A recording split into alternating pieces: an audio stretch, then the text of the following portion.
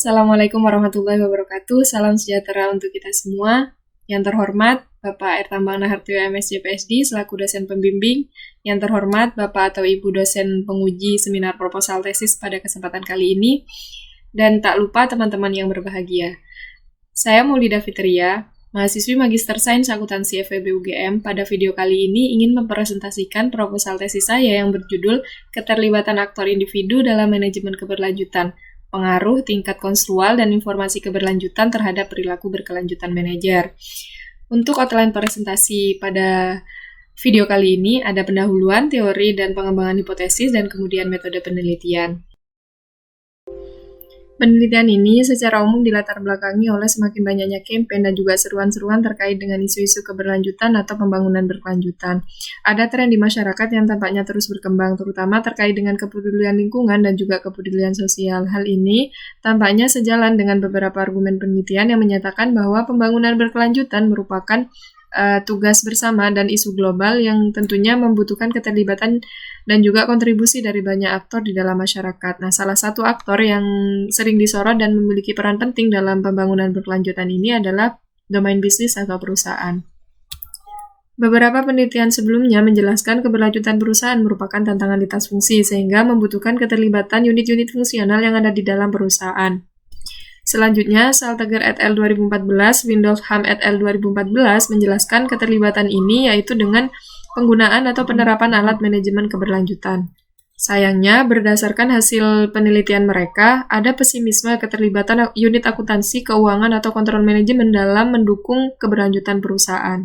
Dibandingkan dengan unit fungsional lain, unit akuntansi atau kontrol manajemen ini merupakan fungsi yang paling rendah keterlibatannya atau dalam mendukung keberlanjutan perusahaan, sehingga temuan ini tampaknya sejalan dengan beberapa argumen penelitian yang menyatakan bahwa baik akademisi maupun praktik keberlanjutan lebih terfokus pada aspek eksternal, yaitu misalnya perusahaan berbondong-bondong atau berusaha untuk menjadi leader atau pemimpin dalam keberlanjutan, yaitu melalui pelaporan keberlanjutan.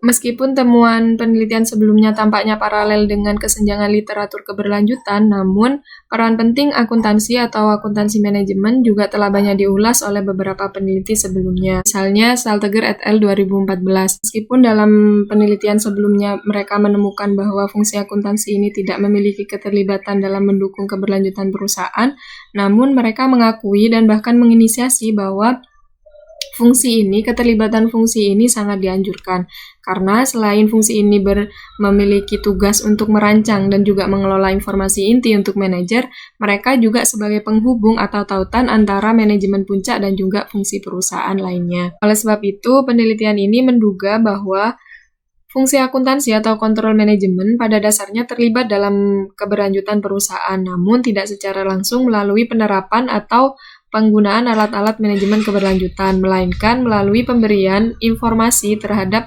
manajer atau aktor internal pembuat keputusan yang ada dalam unit fungsional tersebut. Meskipun beberapa penelitian menginisiasi tentang peran penting informasi keberlanjutan dalam pengambilan keputusan, terutama terkait dengan keterlibatan unit fungsional dalam keberlanjutan perusahaan, namun sayangnya penelitian tentang manfaat informasi keberlanjutan dalam pengambilan keputusan masih terbilang terbatas di dalam literatur. Selanjutnya, penelitian ini juga berangkat dari pertanyaan mengapa individu atau manajer terlibat dalam keputusan tindakan yang berkelanjutan. Nah, untuk mengeksplorasi perilaku berkelanjutan individu, beberapa penelitian atau sebagian besar penelitian menggunakan kerangka kerja teori perilaku yang direncanakan atau TPB, sehingga sikap pribadi, norma subjektif, dan juga kontrol perilaku yang dipersepsikan menjadi aspek penting dalam menginduksi perilaku atau niat berperilaku individu. Misalnya Swaim et al. Tahun 2016, Luf dan Han tahun 2014. Selain itu, beberapa penelitian sebelumnya juga menyebutkan beberapa prediktor lain dalam menentukan perilaku seperti kepribadian dan juga nilai-nilai inti keberlanjutan. Kemudian, hasil penelitian tersebut tampaknya juga terlihat dalam literatur pemasaran dan juga psikologi lingkungan. terutama terkait dengan perilaku berkelanjutan konsumen. Mereka juga menemukan bahwa sikap, norma, dan kontrol perilaku yang dipersepsikan merupakan prediktor kunci dari niat untuk berperilaku. Dengan menggunakan perspektif berbeda, kemudian Arnocki, Milfond, dan juga Nicole tahun 2014 menyebutkan bahwa keputusan individu untuk berperilaku berkelanjutan membutuhkan fokus pada hasil di masa depan atau long term, dengan mengorbankan manfaat langsung. Sehingga berdasarkan argumen atau pengertian tersebut, perilaku berkelanjutan memungkinkan adanya trade-off keputusan terkait dengan manfaat masa depan dan juga manfaat saat ini atau sekarang yang bisa dirasakan oleh individu. Oleh sebab itu, dibandingkan dengan menggunakan kerangka kerja TPB, penelitian ini mencoba untuk menggunakan perspektif berbeda, yaitu dengan menggunakan salah satu teori yang memiliki potensi untuk menjelaskan perilaku individu yang tentunya melibatkan manfaat jangka panjang atau di masa depan dan juga sekarang, yaitu yang dikenal dengan teori tingkat konstrual atau CLT. Latar belakang selanjutnya adalah adanya model konseptual dari penelitian-penelitian sebelumnya yang menghasilkan preposisi-proposisi yang belum diuji secara empiris. Misalnya Louf dan Han tahun 2014 dan juga Tagavi tahun 2019. Louf dan Han tahun 2014 yaitu dengan mengeksplorasi perilaku berkelanjutan di lingkungan bisnis menyatakan bahwa sebagian besar penelitian perilaku berkelanjutan perusahaan mengabaikan kemungkinan koneksi atau hubungan antara aspek psikologis dan penentu keberlanjutan di perusahaan, sehingga dia menginisiasi bahwa penelitian selanjutnya dapat menggunakan model integratif, yaitu dengan menggunakan penentu di tingkat individu dan juga penentu di tingkat organisasi untuk mengeksplorasi perilaku berkelanjutan di perusahaan. Selanjutnya adalah Tagavi tahun 2019 yang secara spesifik mengeksplorasi terkait dengan keterlibatan karyawan, yaitu dengan mengeksplorasi pengaruh tingkat konstrual mental terhadap keterlibatan kognitif dan juga terhadap konsekuensi perilaku atas keterlibatan tersebut. Ia kemudian menghasilkan sebuah preposisi yaitu yang berbunyi individu pada tingkat konstruksi mental yang lebih tinggi menunjukkan perilaku sukarela organisasi atau OCB yang lebih positif. Kemudian yang mengarah pada perluasan peran dan juga perilaku prososial. Kemudian pertanyaan besar dalam penelitian ini adalah mengapa individu atau manajer terlibat dalam keputusan atau tindakan yang berkelanjutan, seperti yang dijelaskan sebelumnya bahwa terdapat pesimisme keterlibatan dari unit akuntansi dalam keberlanjutan perusahaan. Namun, melihat dari fungsi dan juga tugas dari unit ini, penelitian ini menduga bahwa informasi-informasi yang dihasilkan oleh unit fungsional ini untuk manajer akan mempengaruhi perilaku manajer yang pada akhirnya tentu akan mempengaruhi keterlibatan unit fungsional di mana manajer bekerja. Oleh karena itu, penelitian ini secara spesifik ingin menguji pengaruh informasi keberlanjutan terhadap perilaku keberlanjutan. Namun sayangnya basis informasi atau penelitian yang terkait dengan basis informasi atau informasi keberlanjutan terhadap perilaku berkelanjutan tidak banyak dibahas oleh peneliti. Sepengetahuan peneliti hanya terdapat 2 penelitian yang secara spesifik membahas atau menguji pengaruh informasi keberlanjutan ini terhadap keputusan internal organisasi, yaitu Madein dan Solihin tahun 2015 dan juga SNL tahun 2019. Kedua penelitian ini memberikan bukti yang cukup meyakinkan terkait dengan pengaruh informasi keberlanjutan terhadap perilaku berkelanjutan manajer atau individu. Bahkan mereka menginisiasi bahwa informasi keberlanjutan atau basis informasi keberlanjutan itu mengarah pada perilaku yang lebih bertanggung jawab terhadap lingkungan atau bahkan mengarah ke perilaku yang lebih berkelanjutan. Meski demikian, penelitian ini sayangnya belum memasukkan preferensi individu atau karakteristik individu dalam pengambilan keputusan. Sehingga penelitian ini mencoba untuk mengisi gap penelitian tersebut, yaitu dengan memasukkan variabel atau prediktor atau penentu di tingkat individu berupa tingkat konstrual, sebagaimana didasarkan pada teori tingkat konstrual. Lalu, jika rumusan masalah sebelumnya mengarah pada penentu perilaku berkelanjutan di tingkat perusahaan, lantas bagaimana dengan penentu perilaku di tingkat individu? Mengapa individu atau manajer terlibat dalam keputusan atau tindakan yang berkelanjutan? Nah, sebagian besar penelitian yang mengeksplorasi terkait dengan perilaku berkelanjutan mengarah pada literatur pemasaran atau psikologi. Nah, contoh dalam literatur pemasaran. Misalnya, seseorang dihadapkan pada dua pilihan. Yang pertama adalah pilihan produk biasa dan yang kedua adalah produk dengan logo berkelanjutan. Lantas, apa yang pasti ada faktor-faktor yang mempengaruhi pilihan dari individu tersebut. Van der Waal et al. 2018 menemukan bahwa ketidakpastian dan juga orientasi konsumen terhadap manfaat langsung berpengaruh terhadap perilaku berkelanjutan. Secara spesifik, mereka menyebutkan bahwa konsumen dalam kondisi ketidakpastian cenderung berperilaku lebih tidak berkelanjutan, sehingga dapat dikatakan bahwa ketidakpastian memiliki pengaruh negatif terhadap perilaku berkelanjutan. Kemudian efek negatif ini ditemukan bahwa dimediasi oleh orientasi individu terkait dengan manfaat masa depan atau yang sering disebut dengan diskon temporal. Kerangka berpikir yang diusulkan oleh Van der Waal et al. Dan juga permasalahan yang dihadapi oleh konsumen ini tampaknya juga serupa dengan yang dihadapi oleh manajer. Manajer dalam pengambilan keputusan sering dihadapkan pada ketidakpastian. Oleh karena itu, ketidakpastian ini misalnya ketidakpastian terkait dengan hasil di masa depan. Nah, dalam penelitian ini, ketidakpastian ini dioperasionalkan sebagai ada dan tidaknya informasi keberlanjutan. Selain itu, orientasi atas masa depan tampaknya juga relevan untuk digunakan dalam menjelaskan perilaku berkelanjutan manajer. Hal ini tampaknya sejalan dengan argumen sebelumnya yang menyatakan bahwa keputusan untuk berkelanjutan itu membutuhkan menghasilkan sebuah trade-off antara manfaat saat ini dan juga manfaat di masa depan. Sehingga penelitian ini kemudian mengusulkan tingkat konstrual dalam perspektif CLT dan juga diskon temporal sebagai salah satu prediktor dalam menjelaskan perilaku berkelanjutan manajer. Sehingga berdasarkan latar belakang dan juga rumusan masalah yang telah dijelaskan sebelumnya, pertanyaan penelitian ini adalah yang pertama, apakah tingkat konstrual manajer berpengaruh terhadap keputusan manajer?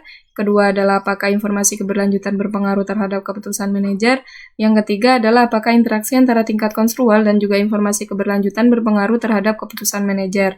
Dan yang terakhir adalah apakah diskon temporal memediasi pengaruh tingkat konstrual terhadap keputusan manajer? Penelitian ini menggunakan teori tingkat konstrual atau konstrual level teori untuk menjelaskan bagaimana atau mengapa aktor individu terlibat dalam perilaku berkelanjutan. Individu, manajer, bahkan para profesional pengambil keputusan lain seringkali mengarahkan pemikiran mereka ke tindakan, situasi, objek, atau kejadian yang bahkan berada di luar pengalaman pribadi mereka. Dengan kata lain, mereka dapat mengambil keputusan, kemudian mengevaluasi sesuatu, bahkan merencanakan masa depan dengan didasarkan atau dipengaruhi oleh pemikiran-pemikiran tersebut. Teori CLT ini bermula pada usaha Lieberman dan Traub 1998, di mana dia ingin menjawab bagaimana perjalanan mental terjadi, yaitu bagaimana manusia kadang-kadang mampu melampaui dirinya sendiri di sini dan juga sekarang. Artinya, mereka mampu memikirkan diri mereka sendiri di masa lalu, kemudian mereka bisa merencanakan masa depan, dan bahkan mereka dapat mengambil atau menggunakan perspektif orang lain untuk mengambil keputusan. Secara fisik, tidak mungkin seseorang itu berada di masa depan, masa lalu, atau berada di lokasi yang jauh dalam waktu yang bersamaan. Namun, kemampuan inilah yang dikenal atau disebut dengan jarak psikologis yang menjadi akar dari teori tingkat konstrual ini.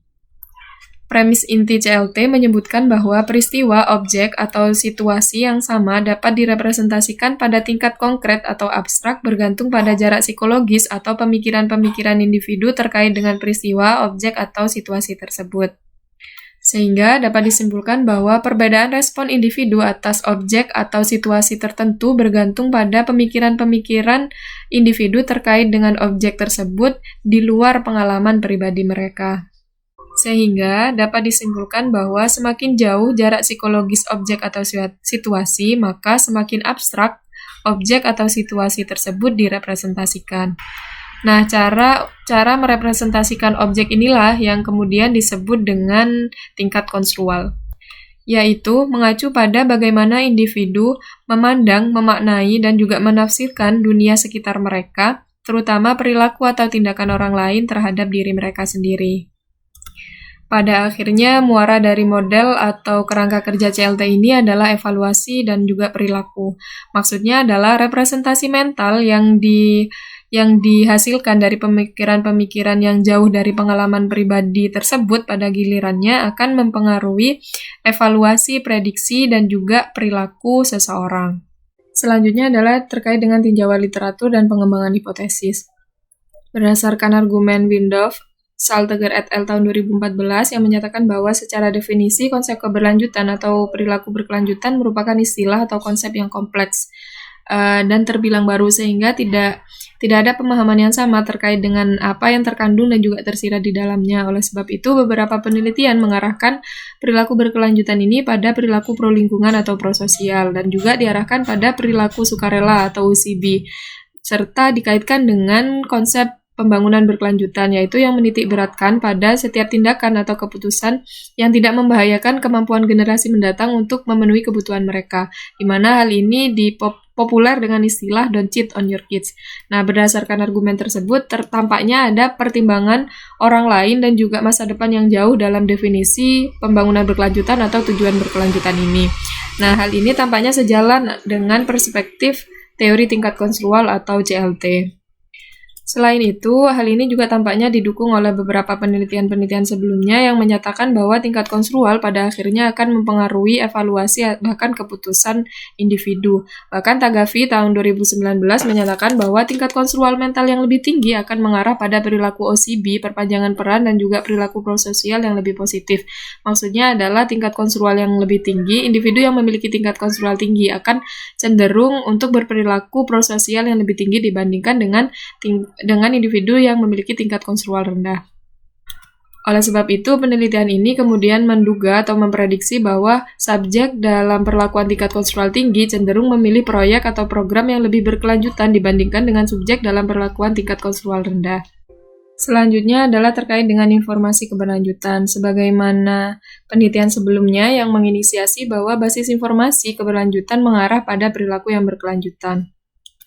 Salah satu teori yang digunakan dalam penelitian ini untuk menjelaskan hubungan informasi keberlanjutan terhadap perilaku berkelanjutan adalah teori sejarah kehidupan atau life history theory. Teori ini menyatakan bahwa individu mengadopsi strategi hidup yang bervariasi, yaitu dari fokus pada hasil jangka panjang atau masa depan yang disebut strategi hidup lambat, hingga berfokus pada hasil langsung yang disebut dengan strategi hidup cepat.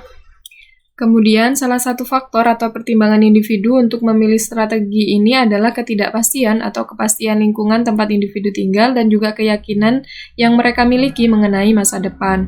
Nah, kemudian ketidakpastian ini dalam penelitian ini dioperasionalkan sebagai informasi keberlanjutan, yaitu ada dan tidaknya informasi keberlanjutan yang disediakan oleh perusahaan untuk para manajer atau para pengambil keputusan. Penelitian sebelumnya seperti Madain dan Solihin tahun 2015 menemukan bahwa informasi lingkungan dan sosial, baik itu berupa informasi lingkungan yang baik dan juga buruk, mempengaruhi keputusan manajer untuk melanjutkan atau menghentikan proyek. Bahkan mereka juga menginisiasi bahwa basis informasi tersebut mengarah pada perilaku yang lebih bertanggung jawab secara lingkungan. Selain itu, S et al. Tahun 2019 juga memberikan temuan bahwa basis informasi keberlanjutan yang berupa integrated reporting atau non-integrated reporting mengarah pada perilaku atau keputusan yang lebih berkelanjutan. Sehingga hipotesis penelitian ini berbunyi yang pertama, subjek yang hanya memiliki informasi keuangan akan berinvestasi lebih banyak dalam proyek dengan pengembalian keuangan yang lebih tinggi daripada dalam proyek dengan pengembalian keuangan yang lebih rendah. Sementara H2B menyatakan bahwa subjek yang memiliki informasi keberlanjutan cenderung berinvestasi lebih banyak dalam proyek atau program yang berkelanjutan daripada subjek yang hanya memiliki informasi keuangan. Selain hipotesis pengaruh utama, penelitian ini juga menguji hipotesis interaksi antara informasi keberlanjutan dan juga tingkat konstrual terhadap perilaku berkelanjutan, yaitu di mana H3 penelitian ini yaitu terdapat interaksi antara tingkat konstrual dan informasi keberlanjutan dalam mempengaruhi keputusan manajer dalam memilih proyek yang berkelanjutan. Yang terakhir adalah terkait dengan hubungan tidak langsung antara tingkat konstrual, diskontemporal, dan juga perilaku berkelanjutan. Sebagaimana yang dijelaskan sebelumnya, bahwa diskontemporal merupakan kecenderungan seseorang untuk melampirkan bobot yang lebih besar pada hasil langsung daripada hasil yang tertunda. Beberapa penelitian sebelumnya memasukkan indikator ini untuk menjelaskan perilaku berkelanjutan. Misalnya Swaim et al. Tahun 2016 yang menemukan bahwa tidak ada pengaruh mediasi atau moderasi dalam penelitiannya dengan menggunakan perspektif TPB. Namun ia menemukan bahwa adanya pengaruh negatif langsung terhadap niat untuk berperilaku. Sementara itu, temuan dari Van der Waal et al. Tahun 2018 menunjukkan bahwa diskon temporal memediasi hubungan antara ketidakpastian terhadap perilaku berkelanjutan. Dengan demikian, hipotesis keempat penelitian ini berbunyi diskon temporal memediasi pengaruh tingkat konstruktual terhadap perilaku berkelanjutan. Sehingga rangka konseptual penelitian ini dapat dijelaskan sebagai berikut. Selanjutnya adalah metode penelitian. Nah, sebagaimana yang telah dijelaskan sebelumnya, bahwa tujuan dari penelitian ini secara umum adalah untuk menguji pengaruh tingkat konstruktual dan juga informasi keberlanjutan terhadap perilaku atau keputusan manajer yang berkelanjutan. Nah, untuk mencapai tujuan tersebut, penelitian ini kemudian menggunakan metode eksperimen berbasis web atau internet dengan desain 2x2 antar subjek, yaitu dengan memanipulasi tingkat konstruktual dan juga informasi keberlanjutan sebagai variabel independen dalam penelitian ini, serta mengukur diskon temporal sebagai variabel mediasi dan perilaku berkelanjutan sebagai variabel dependen dalam penelitian ini. Selanjutnya adalah terkait dengan subjek atau partisipan dalam penelitian ini. Penelitian ini menggunakan manajer perusahaan atau karyawan internal perusahaan yang setara manajer, misalnya tim leader, sebagai responden atau subjek dalam penelitian ini. Hare et al. 2014 menyatakan bahwa ukuran sampel menentukan kekuatan statistik dan juga generalisir. Mereka juga menyarankan untuk menggunakan sampel 15-20 pengamatan untuk setiap variabel independen. Oleh karena itu, penelitian ini menggunakan 60-80 minimal sampel 60-80 orang. Selanjutnya terkait dengan definisi operasional variabel. Nah, variabel dependen penelitian ini adalah perilaku berkelanjutan manajer, yaitu mengacu pada serangkaian tindakan atau respon manajer yang melibatkan aspek-aspek keberlanjutan, misalnya terkait dengan konsekuensi ekonomi, sosial, dan juga lingkungan sebagai pertimbangan untuk pengambilan keputusan.